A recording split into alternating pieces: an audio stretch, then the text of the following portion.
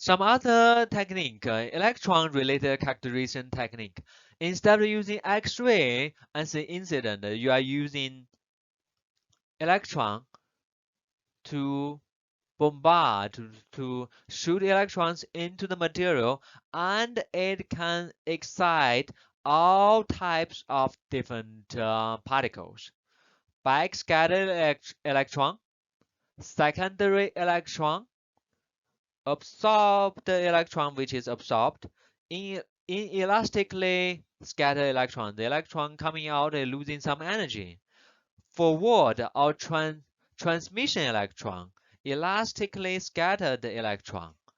Visible radiation, which is what you can see in the light, X-ray, very short wavelength radiation, OJ electron, all these different things, and people can use them for different analysis. For example, secondary electron. Electron comes in, it knocks out certain electron, and you are collecting that knocked out electron. That becomes a foundation for your so-called SEM, secondary electron imaging mode.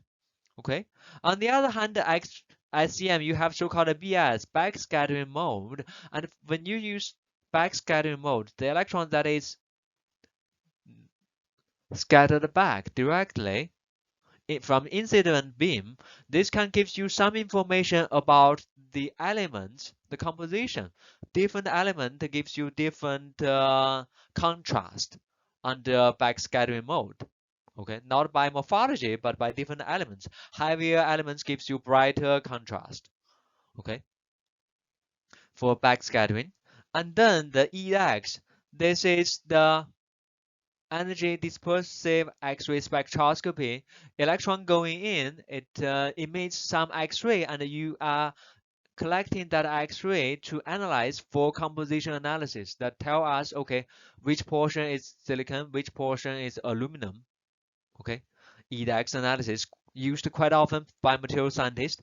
And if we use the transmitted part that's elastically scattered, we can get the TEM image and the diffraction.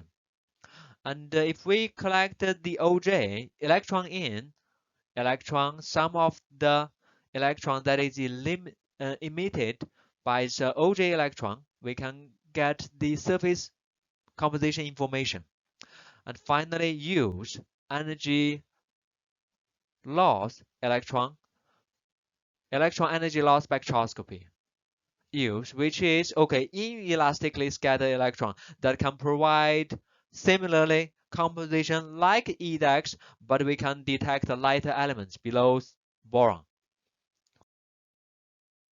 Other chemical analysis, composition analysis, mass spectroscopy, mass spec.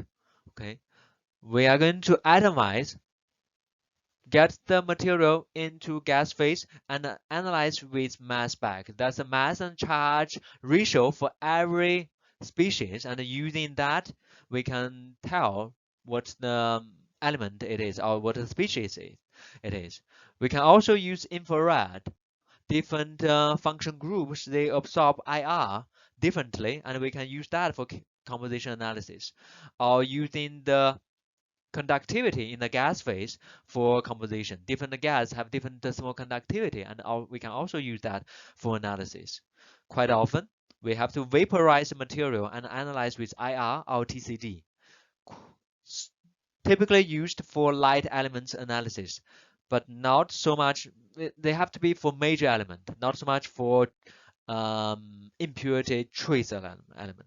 Examples include Lico carbon analysis, which is I have a carbide, I want to know how much carbon in there. They're going to burn it and analyze the carbon dioxide emitted either using TCD or using IR to analyze it, or similar by carbon, nitrogen, oxygen analysis. Thermogravimetric analysis, quite often called TGA. This we can use to analyze, okay, how much, FIU Emory has this, how much absorbed moisture we have it, how much absorbed carbon dioxide or some other species in there. Titration, we can use them.